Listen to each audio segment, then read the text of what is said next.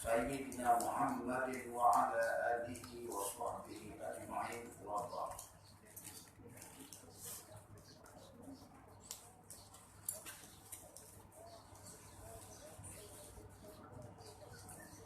Qala al-musannif rahimahullahu ta'ala wa la nara al-khuruj ala a'immatina wa ulati umurina wa in jaru.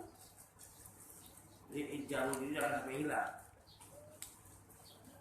Ini paling penting. Dan kami berpendapat tidak boleh memberontak atau membelot atau keluar daripada pemimpin-pemimpin kami yang mengendalikan urusan kami, dari penguasa kami yang muslim, sekalipun mereka berbuat zalim dan jahat. Dari mulai tahun 2010 hampir sampai saat ini lapas Imam Tahawi ini hilang di permukaan bumi. Hanya karena mengikuti hawa nafsu. Ulama-ulama di dunia, sebagian mereka, bukan semuanya, sebagian mereka mengangkat suara untuk supaya menyuruh umat keluar daripada raja atau pemimpin-pemimpin yang zalim.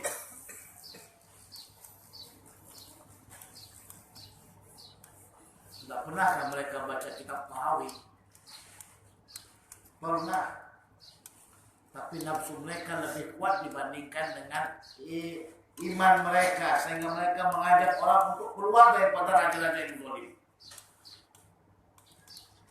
Di antara mereka ada yang mengajak untuk membunuh Qaddafi. Tidak mempan dikatakan Qaddafi itu taghut, jahat, zalim, maka dikafirkan Qaddafi. Apa penyebabnya dia kafir? Nggak jelas. Padahal sebelum dia mati, sebelum terjadi gejolak yang ada di Libya, dia itu dipuji-puji juga oleh orang yang memang mengkafirkannya. Subhanallah. Ulama-ulama dunia yang dimanfaatkan oleh Amerika dan Yahudi, laknatullah alaihi. Sampai detik ini negeri Libya dalam keadaan kacau, tidak pernah aman. Siapa yang bertanggung jawab atas apa yang ada dan berlaku di Libya? Orang-orang yang menjualkan fatwa mereka.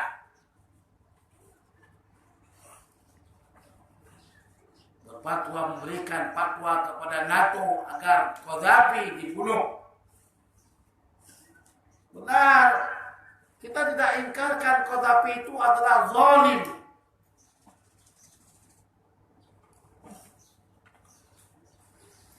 Tapi baca dahulu, ini bukan perkataan saya, ini perkataan Imam Tahawi.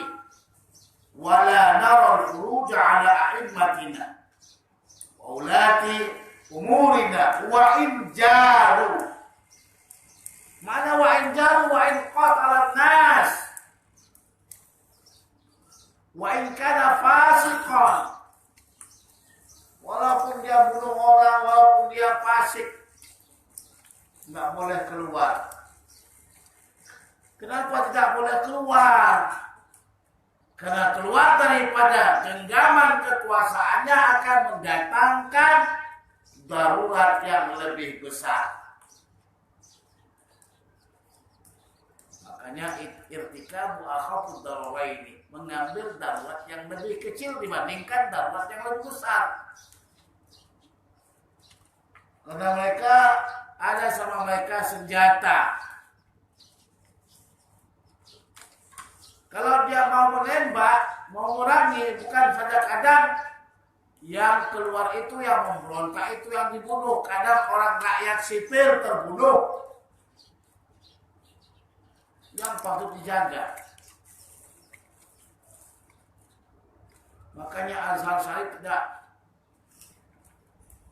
menyetujui untuk memberontak. Atas dasar apa kita memberontak? Atas dasar kezaliman. Cari fatwa yang berada pada zaman Yazid bin Muawiyah,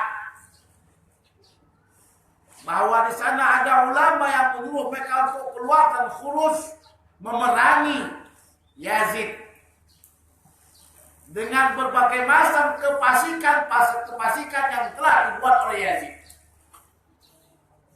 Minum minuman keras, membuka kota Mekah dan Madinah, memperbolehkan untuk perempuan-perempuan dizinai, diperkosa, membom Ka'bah, membunuh cucu Nabi dan keluarga Nabi Sallallahu Alaihi Wasallam dan sebagainya. Ini adalah perbuatan zalim, fasik. Tidak ada para ulama buatkan ultimatum dan fatwa untuk menjatuhkan dan menggulingkan Yazid. Karena ketika itu Yazid punya tentara yang kuat. Coba kita lihat sekarang ini, mana negara yang berhasil setelah menjatuhkan pemimpinnya atau presidennya? Tidak ada yang berhasil. Suriah, kalaupun mati Bashar Assad, itu tidak akan aman. Dari mulai 2011 sampai sekarang tidak aman. Orang makan pun susah. Tapi menurut teman saya, dia ambil master di Damaskus. Dia baru-baru beberapa tahun lah istilahnya pulang. Dia kata teman saya masih banyak lagi di Damaskus. Sebenarnya Suriah itu aman. Yang kurang aman cuma di Aleppo, Halab. Kenapa keadaannya nampak kacau? Saya kata, taulah media. Media kan milik siapa? Amerika dan Yahudi. Jadi kita semuanya ini dipermainkan oleh Amerika. Tujuan mereka semuanya adalah ingin mereka kaya. Kalau tidak ada perang di dunia ini, nggak laku senjata mereka. Kita pula bodoh. Tantang diusik langsung. Maka sebab itu para ulama tidak membenarkan untuk keluar daripada pemimpin kita. Dan ini yang dikatakan oleh Imam Nawawi dalam kitab Syarah Sahih Muslim, Imam Ibrahim Al-Bajuri dalam kitabnya Syarah Jauharatul Tauhid tentang ijma'nya ulama. Tidak boleh kita keluar dari pemimpin muslim walaupun dia fasik, walaupun dia zalim, selama dalam keadaan dia muslim. Kecuali kalau betul-betul nampak dengan jelas kekafirannya.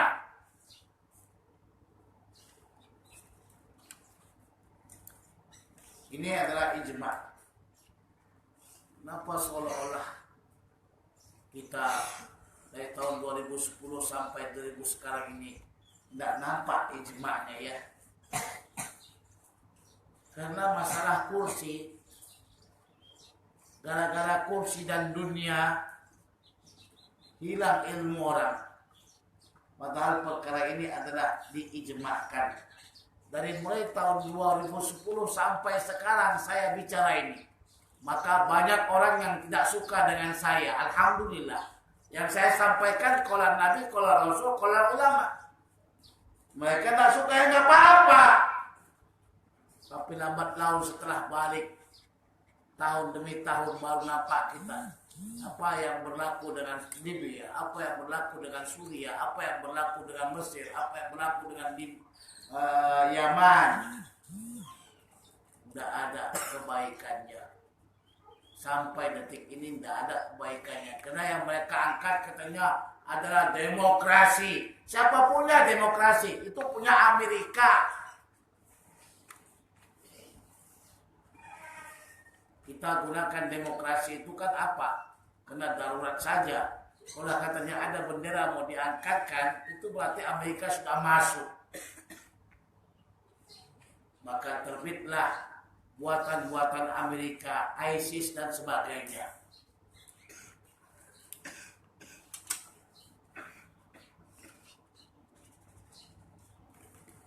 Saudara-saudara, pemimpin-pemimpin zalim itu bukan dari mulai Saddam Hussein, bukan dimulai daripada Qaddafi, bukan dimulai daripada Husni Mubarak, Bashar, enggak.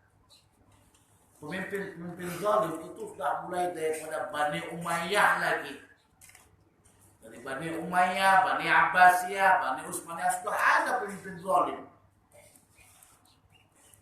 Tapi tidak ada fatwa ulama yang khuruj. Karena mereka begitu senang, begitu mereka ingin menjaga nyawa umat Islam. Sementara orang yang mengajarkan umat Islam untuk khuruj keluar daripada pemimpinnya adalah seorang ulama yang menginginkan bersimbah darahnya umat Islam, bermatiannya umat Islam. Karena fatwa khuruj akan mengakibatkan kepada umat-umat Islam sendiri, orang-orang yang tidak bersalah, kepada rakyat jelata. Sebab itu, dua pertanyaan atau dua pilihan. Kembali ke dalam perkataan ulama ini, yang Rabbani, yang diittifaqkan oleh ulama-ulama dahulunya sampai pada tahun 2010 ya. 2010 masih ittifaq lagi, tidak ada orang fatwa begitu. Atau ikut fatwanya ulama yang keluar setelah 2010 mengatakan boleh keluar dari pemimpin yang zalim. Alhamdulillahirabbil alamin. Di Malaysia ini masih kuat lagi ulama-ulama yang berpegangkan ahli sunnah wal jamaah, sehingga mereka banyak yang berpegang dengan perkataan ini dan tidak terjadi Malaysia ini kericuhan, kerusuhan. Kita dalam keadaan nikmat. Malaysia ini kadang-kadang kita nggak tahu. Coba pergi ke Indonesia, coba pergi dulu ke Suriah, pergi dulu kemana-mana. Malaysia ini dalam keadaan di surga ini. Walaupun harga barang naik apa semuanya di surga, syukurin. Dia asal naik ini, asal naik, oh kita demo, kita singkirkan, asal begini kita tidak boleh begitu. Karena mudarat yang besar akan datang kalau kita bermacam ragam. Musuh-musuh Allah yang lain mengambil kesempatan. Hati-hati. Wala nad'u alaihim, dan kita tidak mendoakan mereka dengan perkara-perkara yang jahat. Kalau kita memang nggak suka sama pemimpin kita, ngapain kita mau doakan? Ya Allah, bunuh dia, matikan dia. Ya Allah, hinakan dia, ketok-ketok kepalanya. Ya Allah, nggak ada. Ini bukan perkataan saya ya. Ini perkataan imam. Kalau menyalahkan, tolong salahkan imam, jangan salahkan saya. Cuman saya menjabarkan saja. Dia kata jangan doakan pemimpin kita dengan yang tidak baik. Daripada doa pemimpin yang tidak baik, doakan pemimpin kita yang baik-baik. Ya Allah, beri hidayah dia, agar dia suka dan senang dengan rakyatnya, sayang dengan rakyatnya, ridho dengan rakyatnya, agar dia menurunkan harga pangan. Ya Allah, umpamanya lebih baik, benar. Ya Allah, bunuh dia, laknat ya Allah, hancurkan dia ya Allah. Tidak baik itu. Allah, bukalah pintu hatinya ya Allah, berilah rahmat kepadanya ya Allah. Berikanlah kasih sayang dia kepada rakyat-rakyatnya ya Allah, sehingga dia tidak menyusahkan kami ya Allah. Sayangkanlah dia ya Allah, beri hidayah dia ya Allah. Kalaulah makbul doa itu, kita akan merasakan nikmat. Ini tadi, makanya saya kata akidah Tahawiyah ini penting kita baca ini. Imam Tahawi langsung mengatakan tidak boleh kita doa macam-macam. Tapi banyak orang baca kitab Aqidah Tahawiyah, bila sampai bab-bab ini cepat kali diterangkan, langsung putarnya. Bila sampai, apakah di Malaysia nggak dibacakan kitab Aqidah Tahawiyah? Dibaca. Tapi bila sampai sini, ya Allah cepat kali mereka baca. Walau balik lagi, nggak diterangkan betul-betul. Nggak diterangkan, padahal sudah jelas sekali. Umat Islam yang berpikiran ahli sunnah wal jamaah tidak boleh keluar daripada raja mereka yang zalim, dan tidak boleh mendoakan kepada mereka perkara-perkara yang jelek. Bukannya kita suruh baca ya Allah kayakanlah pemimpin kami, enggak begitu. Doakan hidayah sama mereka. Ya Allah berikanlah hidayah agar mereka baik sama kami, tak berlaku zalim ya Allah. Itu yang kita doakan. Jadi mohon maaf ya, saya tengok banyak kawan-kawan saya dahulu begitu kalau baca kitab Aqidah Tahawiyah diminta dia ngajar, ini cepat kali bacanya ini, tidak diterangkannya lagi. Kenapa? Sakit ya. Saya mau kasih tahu ya, di antara akidah daripada Khawarij adalah membolehkan menjatuhkan pemimpin yang fasik. Itu adalah akidah Khawarij. Karena mereka berpendapat pemimpin mesti adil. Syaratnya mesti adil. Bila fasik maka dia tidak berhak menjadi khalifah atau pemimpin, maka wajib dijatuhkan. Sebab itu mereka membunuh Imam Ali. Anggapan mereka Ali itu sudah kafir. Kenapa kafir? Karena dia mau ikut muhakamah yang ada. Hati-hati. Oh, itu namanya kalau kita diam saja terhadap pemimpin yang zalim berarti kita bersama mereka. Enggak. Kita sabar atas kezalimannya. Hasan al-Basri merupakan tabi'in, hidup di masa Hajjaj Ats-Tsaqafi yang merupakan seorang pemimpin yang begitu taghut, begitu zalim, begitu jahat. Salah cakap hilang kepala. Kalau salah cakap hilang duit apa? Ini salah cakap hilang kepala. Dia bunuh bukan orang tabi'in saja, yang dia bunuh sahabat juga. Ini siapa? Hajjaj Ats-Tsaqafi. Tidak pernah keluar daripada kalimat Hasan al-Basri untuk keluar daripada Hajjaj Ats-Tsaqafi. Tapi meninggal Hajjaj, dia kata, Alhamdulillah, segala puji bagimu ya Allah ya Tuhanku, telah meninggal orang yang engkau berikan kepada kami fitnah. Apa fitnahnya? Fitnahnya kalau nampak orang zalim mereka keluar, berarti mereka akan durhaka dan berdosa. Walaupun itu zalim, karena akan mengakibatkan banyak orang mati. Coba lihat, kalau orang zalim, pemimpin yang zalim, bila dia zalim, dia akan zalimkan satu orang, dua orang, tiga orang, orang-orang tertentu. Paham? Tapi kalau orang zalim ini berada di hadapan banyaknya orang yang mau keluar dan memberontak sama dia, dia nggak akan bunuh orang-orang tertentu, dia akan bunuh orang semuanya. Ini yang ditakutkan.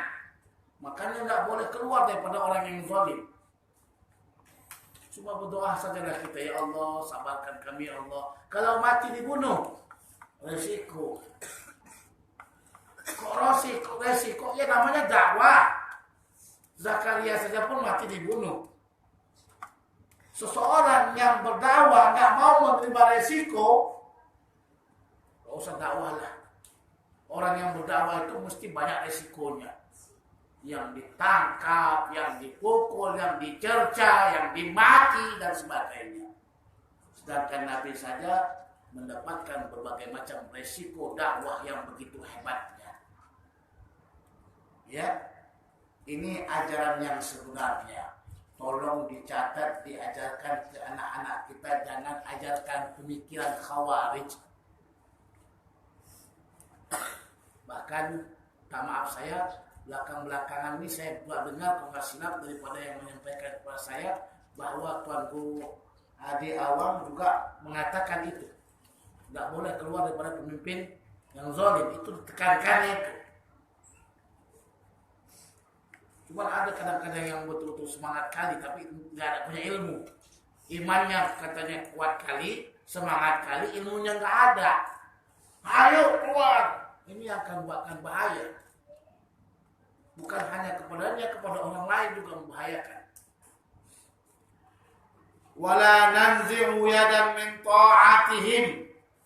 Dan kita juga tidak boleh keluar dari taat kepada mereka. Maksud tidak boleh keluar taat daripada mereka, ya, adalah tidak boleh kita memberontak mereka. Kalau mereka suruh kita untuk berbuat yang tak baik, tak boleh kita kerjakan. Kalau dia suruh kita buat dosa, tak boleh kita kerjakan. Haram juga. Kalau dia paksa kita, haram juga kita kerjakan. Kalau dia bunuh kita, bunuh sajalah. Ada lagunya itu. Bunuhlah aku sepuas hatimu. Ada itu kan? Ada lagunya itu.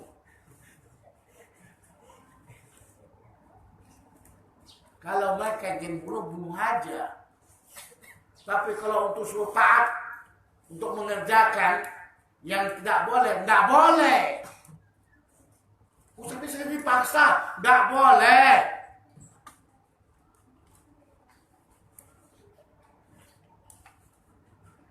La ta'ata li makhlukin ma'a maksiatil khaliq. Tidak boleh kita taat patuh kepada makhluk dengan adanya maksiat terhadap Allah Subhanahu wa taala. Maksudnya kalau mereka menyuruh yang tidak bagus, tak boleh kita ikuti. Itu. Tapi tidak boleh kita keluar. Tidak boleh kita keluar memberontak, tidak boleh. Jadi macam mana? Ya begitulah, sabar sajalah. Itu namanya bodoh. Itu ajaran Islam, bukan bodoh. Itu ajaran Islam.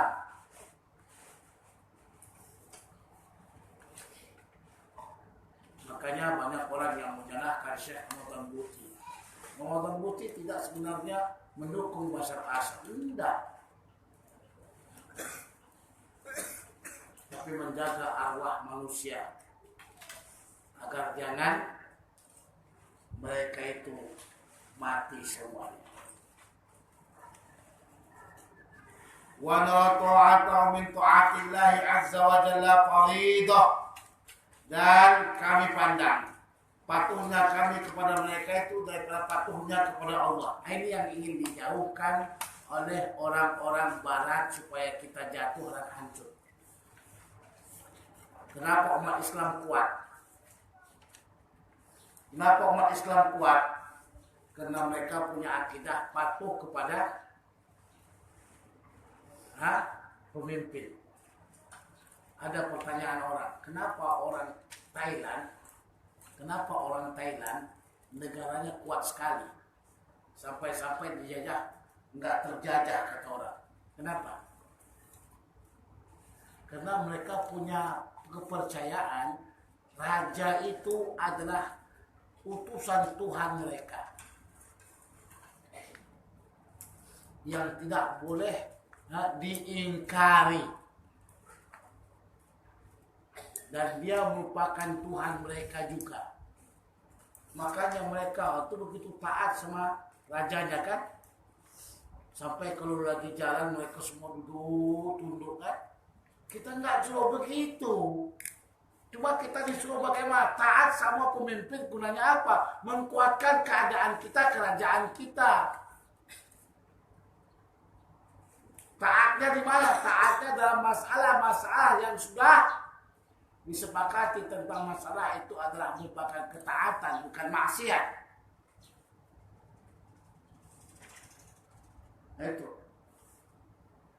Itulah sumber kekuatan Islam.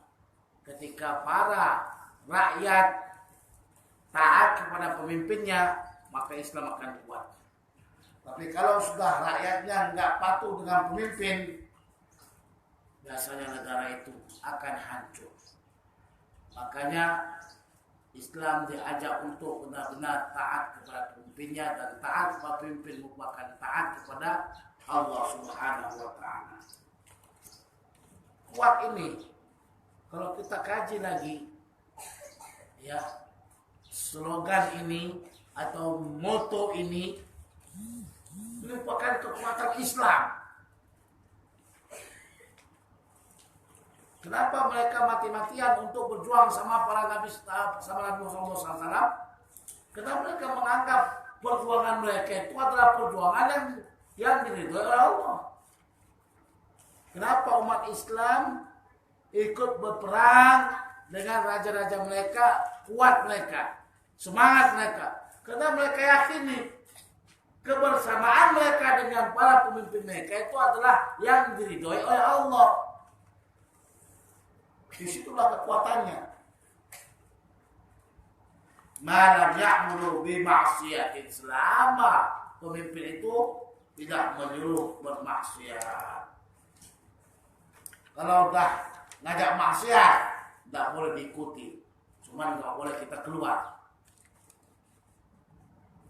Wa nad'u lahum bis-shalahi wal mu'afah, dan kita berdoa terhadap pemimpin-pemimpin kita agar mereka mendapatkan kebaikan dan keselamatan.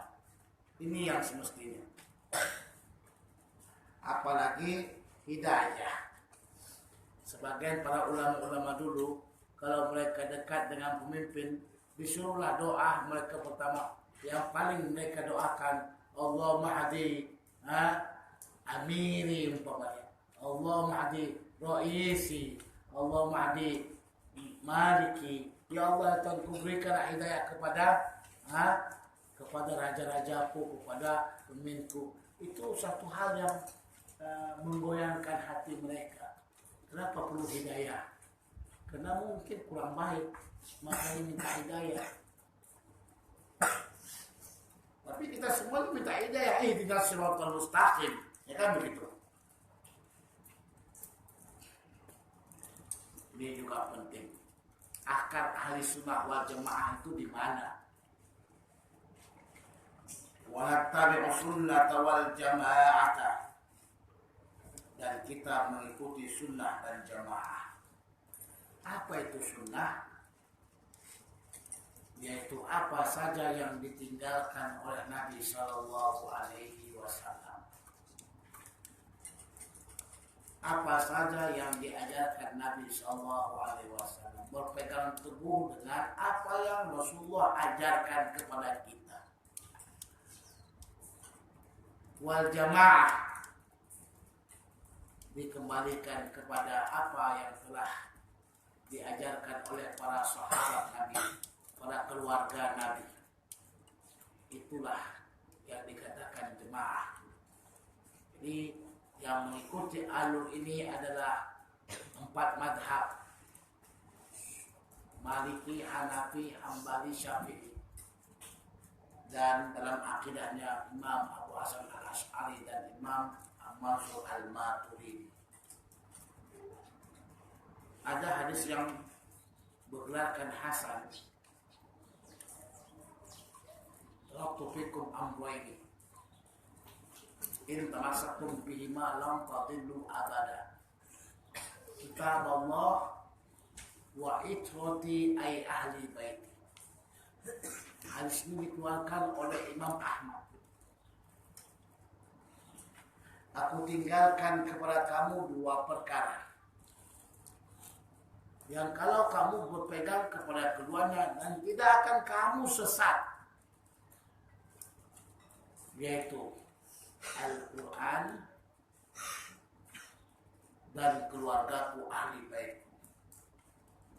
Ini hadisnya lebih sahih dibandingkan dengan hadis taraktu fikum amrayni in tamassaktum bihima lam tadillu abada kitaballah wa sunnati. Maka kelompok An-Nasabiyah, siapa An-Nasabiyah ini? Kelompok pembenci keturunan Rasulullah dan pembenci Ali, mencoba untuk menghapuskan riwayat yang lebih sahih dibandingkan dengan yang tidak sahih. Sehingga di permukaan bumi ini kita hanya dengarkan kitabullah wa sunnati. Padahal yang paling sahihnya kitabullah wa itrati. Lantas apakah perlu itu sunnati? Para ulama yang mengatakan kesahihan hadis kitabullah wa itrati itu mengatakan sunnah Nabi itu dalam kitabullah. Karena ketika diturunkan kitabullah, maka sunnah Nabi sudah ada di dalamnya. Itu wahyu Allah. Karena dalam Al-Quran ada mengatakan wa ma yantiqu anil hawa in huwa illa wahyu yuha. Maka masuklah sunnah dalam kitabullah tadi. Baru ditambah lagi dengan cinta dan kasih sayang mengikuti keturunan Nabi yang mereka dalam keadaan hak dan lurus. Bukan semua keturunan Nabi ya, karena ada juga keturunan Nabi yang jadi penyanyi, ada keturunan Nabi yang menjadi bintang film, ada keturunan Nabi yang menjadi Syiah, ada keturunan Nabi yang menjadi Khawarij, ada. Karena keturunan Nabi itu tidak maksum. Orang Syiah kata keturunan Nabi, keturunan Imam Ali itu maksum. Tidak benar. Tidak ada yang maksum kecuali para Nabi. Sahabat saja pun tak maksum. Paham itu? Nah, bagaimana maksudnya? Tonggak ahli sunnah wal jamaah itu adalah yang pertama ihtiram dan kita mensucikan. Maksud mensucikan di sini sebagaimana Allah sudah sucikan keturunannya Rasulullah Shallallahu Alaihi Wasallam. Hormati keturunan Nabi Shallallahu Alaihi Wasallam, ahli bait Nabi Shallallahu Alaihi Wasallam. Yang kedua, hormati sahabat Nabi Shallallahu Alaihi Wasallam. Ini tonggak daripada ahli sunnah wal jamaah. Kalau dia menghormati ahli bait, masya Allah, tapi tak menghormati sahabat-sahabat Nabi, bukan ahli sunnah. Karena kata Nabi, la tasubbu ashabi, jangan kamu menghina ashab saya. Jangan kamu menghina sahabat-sahabat saya. Nah, kita seperti orang Syiah, kalau kita puji-puji keturunan Nabi, kita hina-hina sahabat-sahabat Nabi. Dan jangan sahabat Nabi dipuji-puji, keturunan Nabi dihina-hina. Ini namanya Nasibiyah, lawan Syiah. Orang ini adalah kelompok daripada kelompok munafik. Dalam Sahih Muslim dikatakan alamatul iman hubbu Ali wa alamatul nifaq bughdu Ali. Tanda orang itu yang beriman dia sayang Ali, dan termasuk keturunannya itu kena keturunan Rasulullah. Dan tanda orang itu munafik adalah benci terhadap Imam Ali. Mesti kita di tengah-tengah. Kaum Syiah benci kepada sebagian sahabat, kaum Nasibiyah mereka benci terhadap Ali dan keturunannya. Kita sayang terhadap keturunan Ali dan sayang terhadap para sahabat. Inilah ahli sunnah wal jamaah.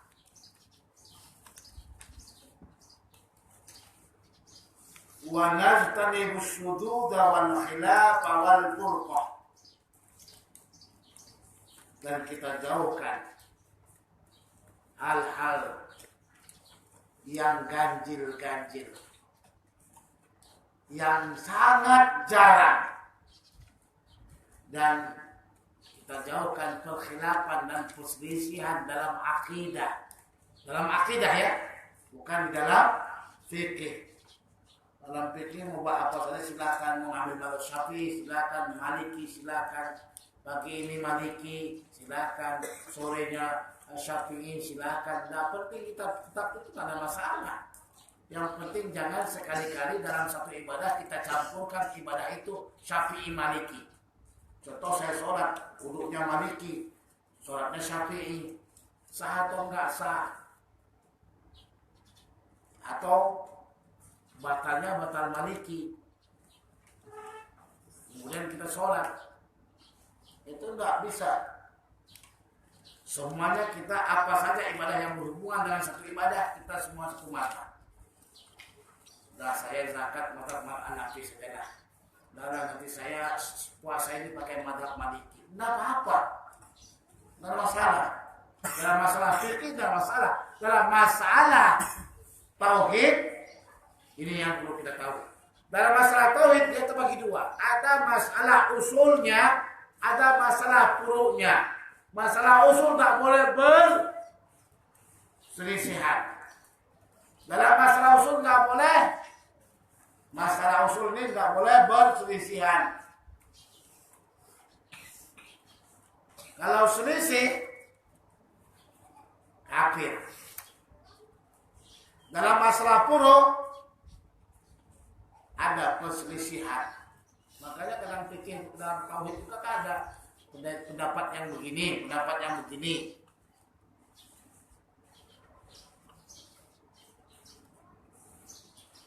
Maka kita kesimpulan dengan perkataan Imam Al-Hafidh Muhammad bin Muhammad Murtadha Az-Zabidi dalam kitabnya Ittihadus Sadatul Muttaqin Syarah Ihya Ulumuddin, idza utliqa ala ahli sunnah wal jamaah, apabila disebutkan ahli sunnah wal jamaah wal muradu bi asy'ariyah, yang dimaksud itu adalah Asy'ariyah. Kemudian yang lainnya wal Maturidiyah. Ini keduanya ini adalah Asy'ariyah dan Maturidiyah, merupakan ahli sunnah wal jamaah.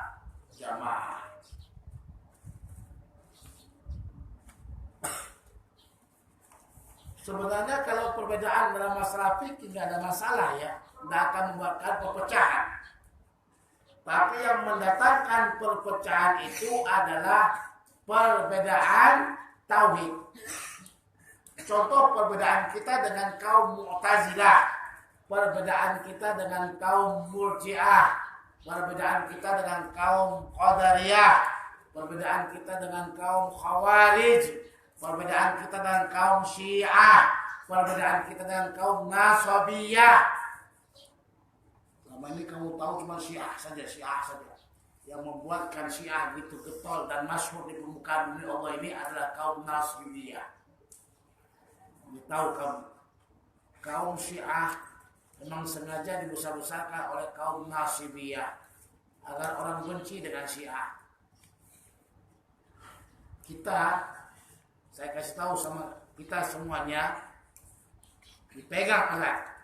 Syiah itu masih Islam, tapi bukan ahli sunnah wal jamaah. Sekali lagi, Syiah itu masih Islam, tapi bukan ahli sunnah wal, maknanya mereka keluar daripada kumpulan ahli sunnah wal jamaah. Tapi belakang-belakang sebelumnya datang di Facebook Syiah bukan Islam, Syiah bukan. Itu adalah lawan mereka, Nasibiyah. Karena Nasibiyah dengan Syiah ini saling berlawanan seperti anjing dan kucing. Nasibiyah itu pembenci keturunan Nabi. Ya, mereka lah yang mengumbar-umburkan bahwa Syiah ini kafir. Tapi sebenarnya Nasibiyah ini juga sangat bahaya. Kalau Syiah membuat-buat hadis dan membesar-besarkan Imam Ali, jadi buat mereka hadis maudhu, Nasibiyah juga peranannya hampir sama. Coba kamu lihat dalam kitab Syiarul I'lamin Nubala karangan Imam Az-Zahabi. Imam Zahabi mengatakan bahwasanya hadis yang membesar-besarkan Muawiyah itu semuanya adalah dhaif atau maudhu. Siapa yang berhak membuatnya? Pasti Nasibiyah, pengikut-pengikut daripada Bani Umayyah. Kecuali satu yang sahih kata Imam itu. Apa yang sahih? Ma syabballahu batna. Allah tidak mengenyangkan perutmu. Satu ketika Rasulullah ajak suruh orang untuk panggilkan Muawiyah, menuliskan apa? Menuliskan surat. Ketika sampai ke Muawiyah, Muawiyah lagi makan. Muawiyah, oh Muawiyah, Rasulullah panggil kamu. Nantilah ya, saya lagi makan ini. Datang lagi Muawiyah, Nabi panggil kamu. Ketika mereka sampai kepada Nabi SAW, lantas Nabi mengatakan, Masyaallah batna. Allah tidak mengenyangkan perutnya. Dan doa ini makbul. Muawiyah terus makan banyak lahap sehingga badannya gemuk sekali. Dan dialah khalifah yang pertama kali khutbah dengan keadaan duduk karena tidak tahan berdiri. Ini Muawiyah. Ya. Jadi dibuat juga hadis-hadis yang maudhu tentang kehebatan Muawiyah. Siapa yang buatnya? Yang buatnya adalah Nasibiyah, kaum Nawasib. Sebagaimana dibuat hadis-hadis maudhu yang dibuat untuk Ali oleh kaum Syiah, begitu juga hadis-hadis maudhu yang dibuat oleh kaum Nawasib, ya, membesar-besarkan Muawiyah. Nah, ini yang paling banyak dibicarakan orang, pengaruh Syiah dalam membuat hadis maudhu. Mereka lupa pengaruh Nawasib dalam membuat hadis maudhu untuk kebesaran Muawiyah. Keduanya itu saya katakan ujung timur, ujung barat. Kita di tengah-tengah. Paham tidak? Hati-hati dalam masalah ini ya. Wa nuhibbu ahla 'adli wal amanah. Dan kami mencintai ahli yang adil, orang-orang yang adil dan orang yang amanah. Wa nubghidu ahlal jawri wal khiyanah. Dan kami membenci orang-orang yang jahat dan berkhianat. Kalau udah dia orangnya amanah, baik, kita suka, kita sayang, kita doakan dengan baik. Tapi kalau dia pengkhianat, dia tidak amanah, dia korupsi, dia roswa dan sebagainya, maka kita benci terhadap perbuatannya itu. Wa naqulu Allahu a'lam fi mastubiya alaina ilmuhu. Dan kita mengucapkan hanya Allah yang mengetahui pada permasalahan yang samar-samar ilmunya, yang enggak jelas. Sekarang banyak kita lihat orang berani sekali menjawab, ya Allah ya Rahman. Ada acara di televisi atau di radio ditanya apa hukum begini, dia enggak jelas. Enggan mengatakan wallahu a'lam. Jawab juga. Setelah dijawab nampak kebodohannya. Kata para ulama, wallahu a'lam nisful ilmi. Wallahu a'lam itu nisful ilmi. Imam Malik saja ketika tidak tahu dia kata wallahu a'lam. Siapa Imam Malik? Bandingkan dengan kita. Ini setiap pertanyaan tidak pernah kata wallahu a'lam, tahu semua dia. Asal ditanya apa hukumnya begini-begini, ada dua pendapat. Satu kata tidak, dua kata iya, boleh. Apa hukumnya begini-begini? Ikhtilaf ulama, ada yang mengatakan boleh, ada yang mengatakan tidak. Enak kan dan mengucapkan begitu. Apa hukumnya begini-begini? Oh, oleh ikhtilaf ulama, ulama berbeda pendapat. Ada yang mengatakan haram, ada yang mengatakan halus. Itu aja kejadian. Semua punya dapat jawaban. Ustadz, hukum yang begini-gini bagaimana? Oh, udah ada itu. Ulama beda pendapat. Padahal kadang-kadang masalahnya ijma ulama dan kata beda pendapat. Dia nggak pernah dengarkan tuh. Nggak pernah sedikit pun kata wallahu alam, saya belum baca masalah itu. Malu kenapa? Cuma ada juga masalahnya. Kalau semuanya wallahu alam, juga penting juga kita. Pulang dari Mesir, Masya Allah. Dari Azhar dia pulang pakai serban besar, Masya Allah. Tasbih koka. Ini ngajar ceramah, Masya Allah, berapi-api bergoyang. Minta maaf Ustaz, ya apa hukumnya begini-begini? Wallahu a'lam. Ya Ustaz, terima kasih. Ustaz, apa hukumnya seperti ini Ustaz? Oh itu seperti itu. Wallahu a'lam. Melihat juga kita itu. Semuanya wallahu a'lam. Menunjukkan dia tak pernah baca itu kan. Nah, jadi terlampau kali kata wallahu a'lam pun tak boleh. Tapi bagus juga. Dia nggak tahu kata wallahu a'lam. Timbang dibuat-buatnya. Yang salahnya itu dia tak baca dan tak mengaji. Nah itu salah dia. Makanya saya kritik. Tapi kalau memang dia nggak tahu wallahu a'lam dibilangnya, ini macam mana Ustaz kita gitu. Kenapa? Semua jawabannya wallahu a'lam. Nah, kalau itu pengajian besok kita wallahu a'lam itu kali ya. Mana kita pakai lagi. Kita dia Ustaz wallahu a'lam. Gelarnya Ustaz wallahu a'lam. Karena sekarang ini mudah orang menggelar. Ada yang suka cerita tentang hari kiamat dan tanda-tandanya, maka orang gelar Ustaz hari kiamat. Siapa itu Ustaz hari kiamat? Ini siapa itu? Ustaz wallahu a'lam. Wa naral mas'a 'alal khuffaini fi safar wal hadari kama jaa fil athar. Dan kami berpendapat bahwasanya ngusap khuf. Khuf itu bukan sepatu, bukan apa. Khuf itu benda yang khusus. Tadi dicabut itu kalimat sepatu. Khuf saja dia. Nah, masa kita itu. Baik dalam bepergian ataupun dalam bermukim, sebagaimana datang daripada hadis-hadis Nabi. Maknanya pakai khuf ini hadisnya mutawatir. Dah, kenapa mutawatir? Karena dia lawan mutawatir. Ketika Allah mengatakan dalam Al-Quran, ya masalah membasuh kaki, faghsilu wujuhakum wa aydiyakum ilal marafiqi wamsahu bi ru'usikum wa arjulikum dengan kasrah kan atau dengan patah. Faghsilu wujuhakum patah. Di sini jadi apanya? Maf'ulun bih. Kalau kamu buat wa arjulikum berarti wawnya itu waw atop, arjulikum ma'tuf dengan kasrah. Berarti atop dengan mashu.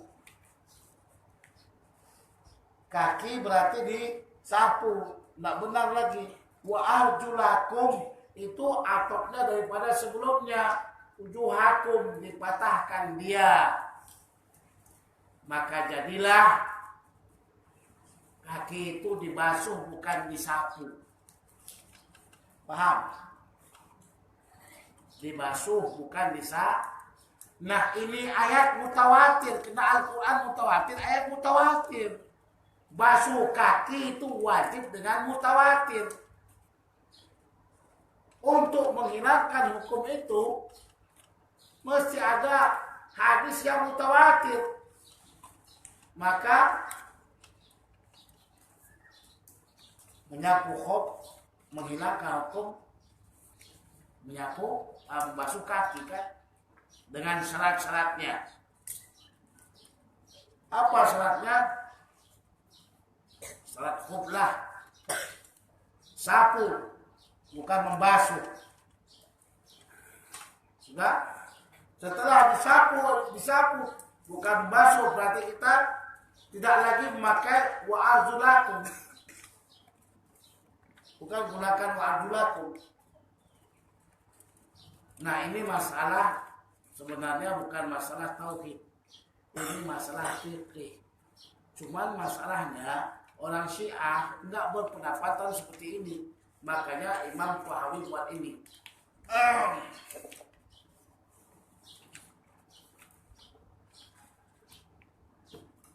Orang Syiah beranggapan nggak ada itu. Nyapu-nyapu itu nggak ada. Nyapu kok nggak ada. Ya. Ketika Nabi SAW berperang, Nabi SAW tidak membuka huknya untuk ambil wudu. Kenapa? Karena Nabi mengamalkan. Nah, bagi Syiah tidak ada. Makanya Imam Tahawi masukkan ke masalah ini supaya beda kita. Ahli Sunnah wal Jamaah mereka melaksanakan sholat dengan khuf. Orang Syiah enggak. Itu satu. Yang kedua, orang Syiah kebiasaannya kalau sholat, biasanya sholat mereka meletakkan tanah Karbala di kening mereka, ditaruhkan ke sujud. Tanah Karbala. Ini bid'ah ini. Ini pantas kata bid'ah. Kullu bid'atin dhalalah wa kullu dhalalatin finnar. Tanah itu dibuat mereka bawa pakai apa? Tisu. Kemana pergi mereka letakkan di depan. Nanti kalau ada nampak kita orang buat tisu, lepas itu ada tanah, itu orang Syiah itu. Siapa? Orang Syiah. Kita tak ada seperti itu. Wal hajj wal jihad ma'diyani ma'a ulil amri minal muslimina barrihim wa fajirihim ila qiyamis sa'ah la yubtiluha syai'un wa la yunqibuhuma. Haji dan umrah, haji dan jihad, keduanya itu merupakan kewajiban yang telah terlaksana bersama dengan penguasa kaum muslim. Makna tidak boleh pelaksanaan haji atau umrah itu dengan bersendiri itu saja, terutama jihad. Mesti ikut daripada arahan peraturan daripada pemimpin muslim. Makanya itu perangnya ISIS itu tidak benar itu. Dia perang nggak ada pakai ikut apa pemimpin, ya. Baik yang baik mereka atau yang jahatnya mereka daripada pemimpin sampai hari kiamat. Maknanya tidak ada yang dapat membatalkan jihad.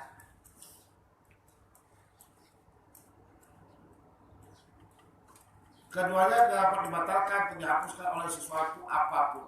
Tidak ada pembatalan daripada jihad.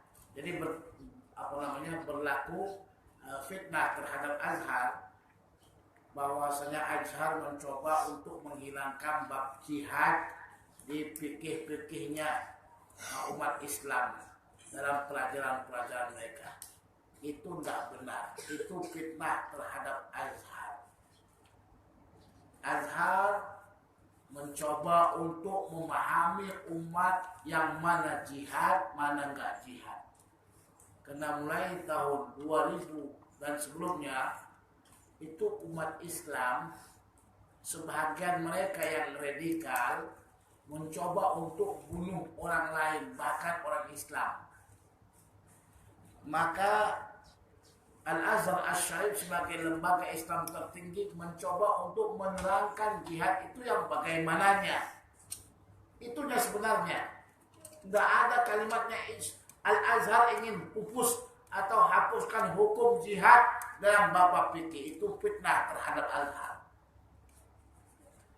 Qabballahu ta'ala ala ma fa'ala. Azhar tidak pernah buat begitu. Karena saya sendiri adalah orang yang belajar syariah dan usuluddin. Saya 2 degree di Azhar. Saya 2 degree di Azhar. 1 degree syariah Islamiyah.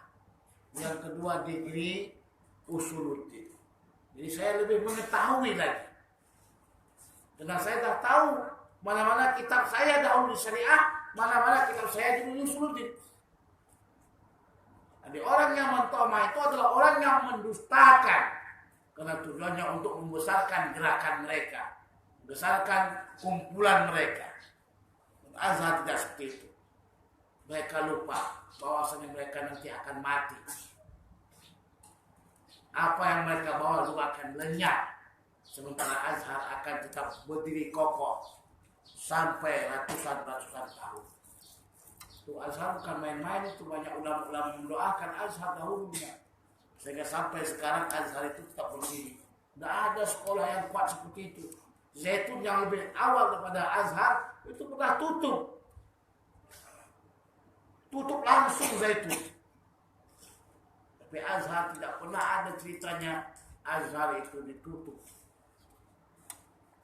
Maka sebab itu tepislah fitnah yang mengena ke Azhar. Azhar mendukung jihad. Jihad yang mana? Jihad yang benar-benar jihad. Jihad untuk orang kafir yang memerangi kita. Tapi kalau jihad dia kata ngebom hotel, macam ngebom hotel di Bali, hotel Marriott di Jakarta, ngebom hotel di Mesir, di Hotel Toba, itu bukan jihad namanya. Dan apa yang dibuat oleh ISIS, teman-teman kita ISIS, itu bukan jihad. Mau jihad itu pergi ke Israel. Sampai sekarang Azhar Syarif enggan mengatakan ISIS itu kafir.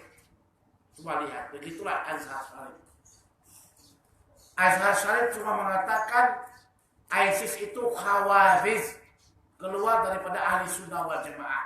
Ditekan Azhar untuk mengkafirkan ISIS, nggak mau Azhar Syarif.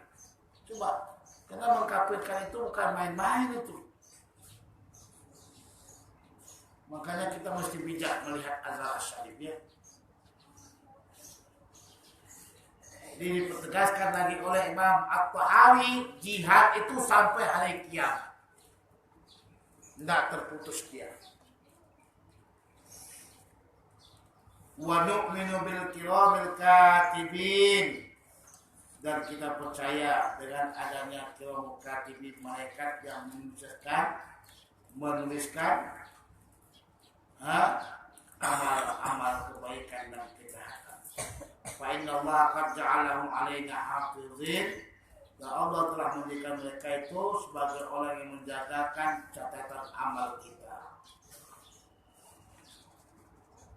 Wa nu'minu bil malakil maut, percaya kita dengan malaikat maut. Tidak percaya ya tidak apa-apa, tapi mati itu datang juga sama kita kalau nggak percaya. Percaya kalau nggak percaya mati akan datang. Ada orang mati baik-baik dalam keadaan sujud atau baca Quran. Ada orang mati di jalan yang lurus. Kenapa mati di jalan yang lurus? Karena dia jadi mat rempit. Insiden mati di jalan yang lurus. Tapi kalau kampung kami banyak juga yang mati jalan yang bengkok. Banyak yang mati di jalan yang bengkok. Percaya atau nggak percaya dengan malaikat maut, pasti juga mati, malaikat maut akan datang. Lebih baik percaya ya. Percaya nggak? Percaya.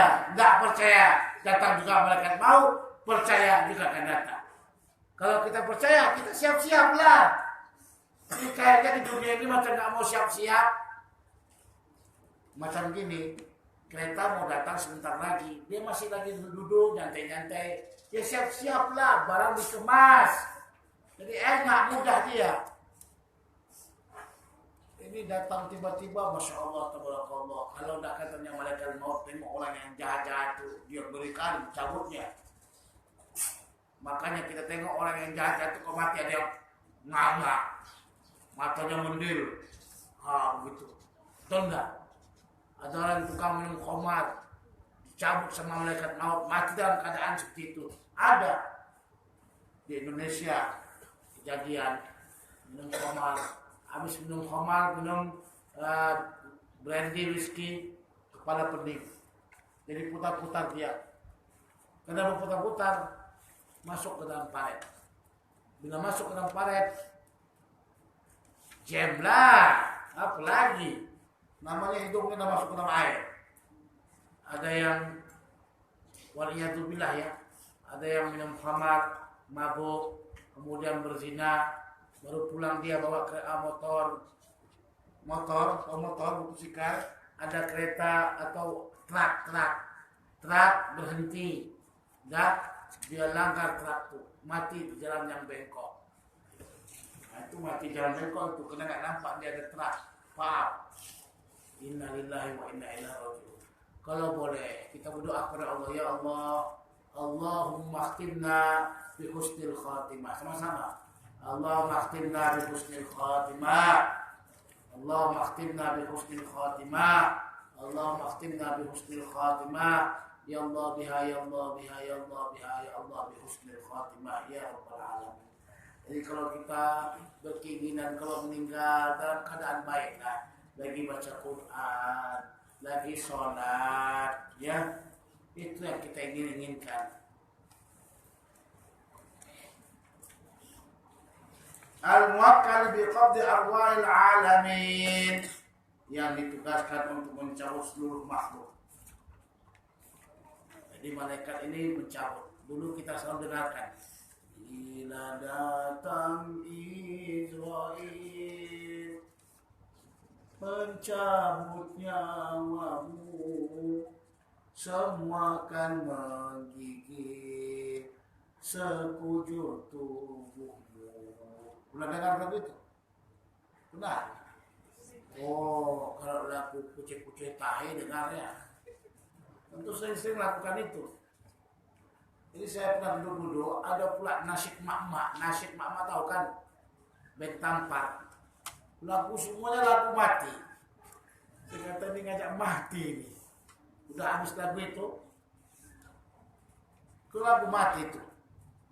Fardu kifayah akan berlalu pada dirimu.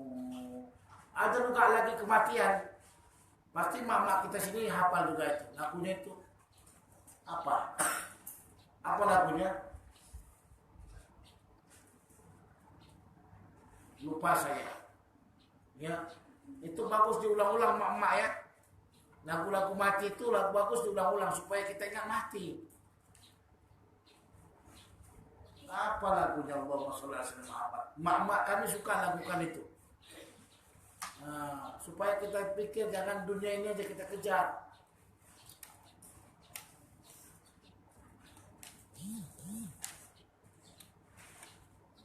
Wa bi adabil qabri liman kana lahu ahlan. Dan kita beriman dengan adanya adab kubur bagi orang yang memang dia itu pantas diadab. Adab kubur itu adalah datang dengan hadis mutawatir. Mengingkarinya kafir. Saya tahu. Karena dulu di Malaysia ini ada orang yang mengingkari adab kubur. Dengan alasan tidak ada dalam Al-Quran. Kok nggak ada dalam Al-Quran? Dalam Quran ada. Mana dalam Al-Quran? Ini ayatnya hafal.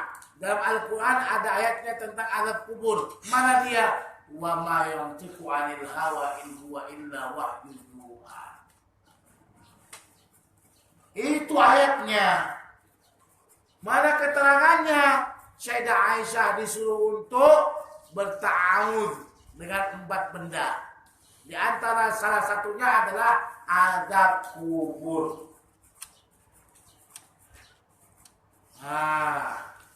Itu yang saya katakan tadi, azab kubur ini datang daripada hadis yang mutawatir.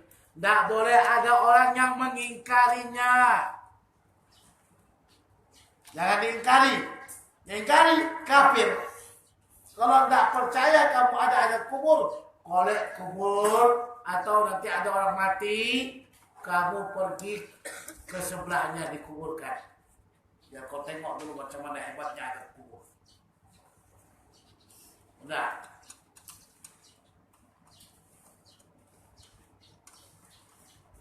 wa su'ali munkar wa nakir fi qabrihi an rabbihi wa dinihi wa nabihi ala ma ja'at bil akhbaru an Rasulillah sallallahu alaihi wasallam wa 'ali sahabati ridwanullah alaihim, dan juga pertanyaan munkar nakir pada kuburannya.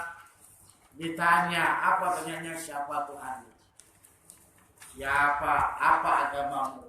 Siapa nabimu? Sebagaimana datang hadis Nabi sallallahu alaihi wasallam, ya, dan daripada asal yang datang daripada sahabat. Maka sebab itu ada namanya talqin. Apa talqin? Orang mengajarkan mayit untuk menjawabkan pertanyaan munkar nakir.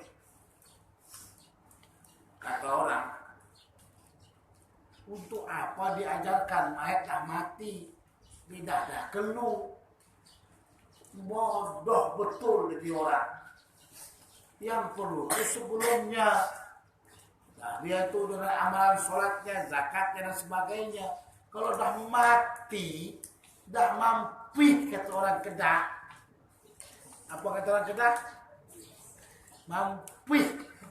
Kata orang ke Pinang, mampah gitu.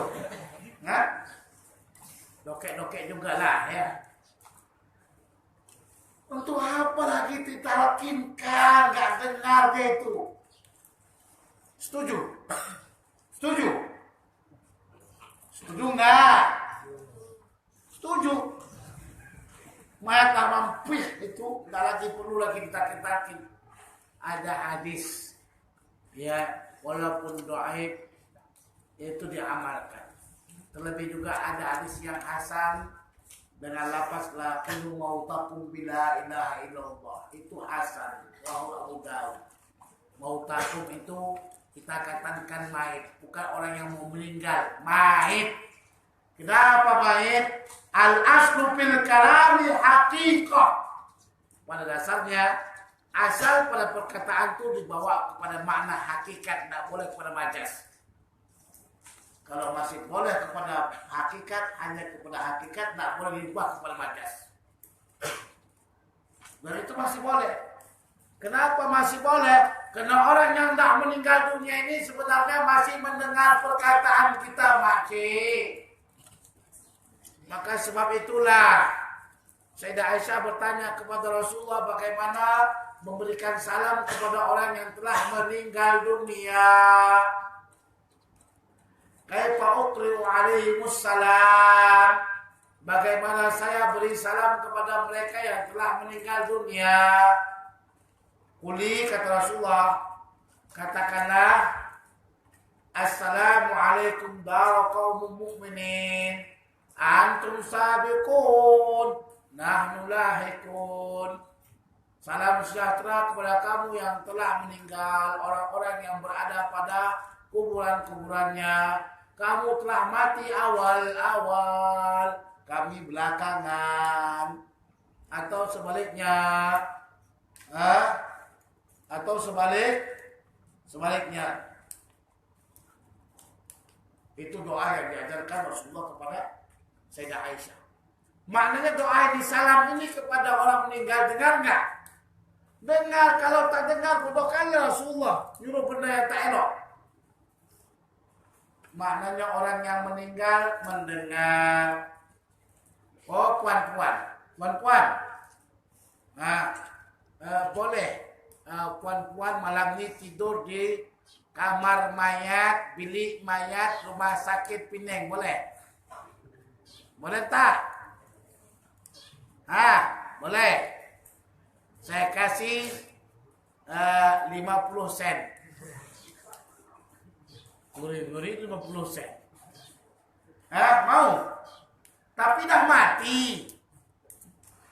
Dah tak bergerak lagi dia. Masih lagi sanggup kata. Digeraknya kita ganti katanya. Dah mati dah. Orang-orang yang meninggal ni hakikatnya sebenarnya perubahan tempat ke tempat sajanya. Itulah hakikat mati.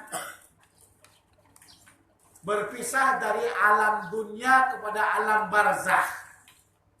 Itu mati. Jadi mereka mendengar salam kita, mendengarkan talqin kita, mendengar. Jawabkannya ke salam kita, jawab. Kita kata assalamualaikum, dijawabnya. Cuma kita tak dengar. Kalau kita dengar, pingsan kita 3 hari, kita demam. Betul tak? Kalau Pak Siap tadi itu ditalkin ke mayat, ya ibadallah, ya wajib katanya. Saya rasa terkoncing-koncing. Jadi kita mesti beriman dengan adanya soal daripada munkar nakir. Tapi kalau kita mampu memang beramal ibadah baik-baik supaya mampu, karena yang menjawabnya itu adalah amal ibadah kita. Ya, amal ibadah kita yang menjawabnya. Insyaallah taala biidznillah.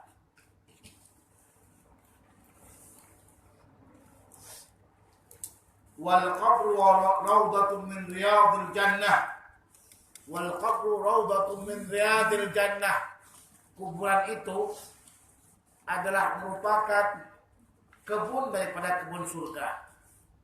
Maksudnya apa? Penantian yang akan datang sampai kepada hari kiamat. Bila diletakkan kepada kuburan kita raudhah, maka kita tidak akan merasakan lama. Kalau kita dalam keadaan nikmat, duduk kita dalam satu nikmat, tidak lama itu rasanya. Betul enggak? Tapi kalau kita nunggu bas, panas lagi, minuman tak ada, itu akan kita rasakan begitu lamanya. Mungkin ini juga ada orang pengalamannya, menunggu pacarnya malam-malam hari, ada nyamuk lagi ya, nyamuk gigit. Padahal pacarnya ketinggalan cuma 30 menit saja. Dia rasakan bagaimana? 3 jam, 4 jam perasaannya. Kenapa? Wah, ini orang sudah janji sekian, nggak datang-datang, nyamuk banyak pula lagi. Begitulah. Makanya Allah jadikan bagi orang-orang yang soleh, kuburannya itu raudhatun min riyadil jannah. Atau kuburan itu adalah hufratun min hufarin niran, lubang-lubang neraka bagi orang yang jahat. Kenapa lubang-lubang neraka? Karena mereka disiksa dan terus disiksa.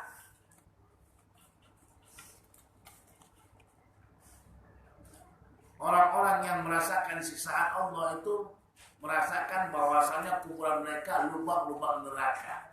Maka Utsman mengatakan, saya tidak takut neraka, saya takut kuburan. Kalau saya selamat di kuburan, selamat saya di neraka. Tapi hati-hati, kebanyakan daripada adab kubur itu adalah disebabkan kencing yang tidak dibasuh.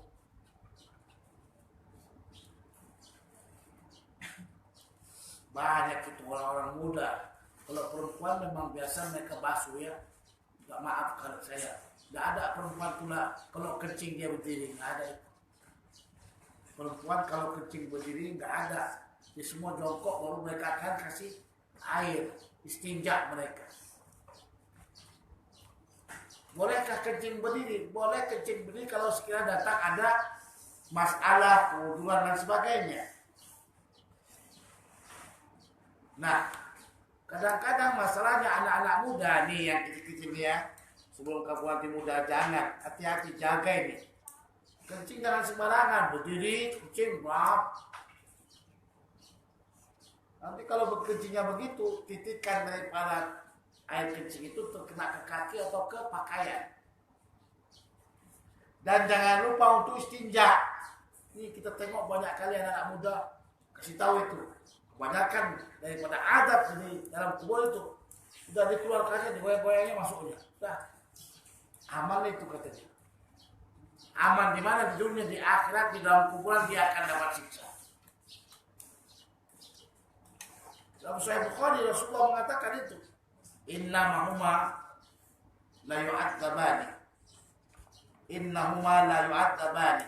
Kedua yang dalam kuburan ini adalah disiksa. wa ma yu'adzabani min kabirin, dan tidaklah mereka disisa daripada perkara yang besar, anggap remehlah mereka. Yang satu dengan namimah, adu domba. Yang kedua, kencingnya tidak bersih dan istinja. Jaga ya anak-anak. Saya wallahi di Mesir dahulu tidak mau saya itu berimamkan dengan anak muda di Mesir. Tidak mau saya. Karena kebanyakan saya lihat anak-anak muda Mesir kalau kencingnya tidak beristinja. Dibukanya seluarnya, goyang-goyangnya masukkannya. Gimana kita mau sholat di belakangnya? Nggak mungkin lagi kita tengok dulu. Ada hadis kan hadis, nggak mungkin. Nah kebanyakan orang gitu kita katakan, ya udah nggak mau saya sholat di belakang anak-anak muda. Kalau sholat di belakangnya orang tua baru, karena mereka menjaga kesucian daripada pakaian mereka. Sampai jam berapa Ustaz? Insya Allah kita pengajian sekali lagi ini baru kita khatamkan. Ini kalau mau khatam nanti datang-datang banyak-banyak lah ya. Untuk khatam ini. Insya Allah bismillah. Wa nu'minu bil ba'tsi wal jazaa'i al-a'mal wallahu subhanahu wa ta'ala a'la wa a'lam. Buatkan tandanya di situ terakhir, dan insya Allah pertemuan akan datang akan dikhotomkan kitab Tahawiyah dan akan diberikan ijazah bagi orang yang mengikutinya. Jadi kalaupun yang tidak datang, suruhlah datang insya Allah ya. Tidak-tidaknya mereka mendapatkan ijazah aqidah Tahawiyah. A'udzu billahi minasyaitonir rajim. Bismillahirrahmanirrahim. Alhamdulillahi rabbil alamin wassalatu wassalamu ala asyrofil anbiya'i wal mursalin sayyidina Muhammadin wa ala alihi wa sahbihi ajma'in. Rabbana anfa'na bima 'allamtana wa bi'amdina alladhi yanfa'una wa bi'faqihna wa faqih ahlana wa qarabatina fi dinina ma'al ahli kutbi unsa wa zakat. وصلى الله على سيدنا محمد النبي الأمي وعلى آله وصحبه وسلم والحمد لله رب العالمين.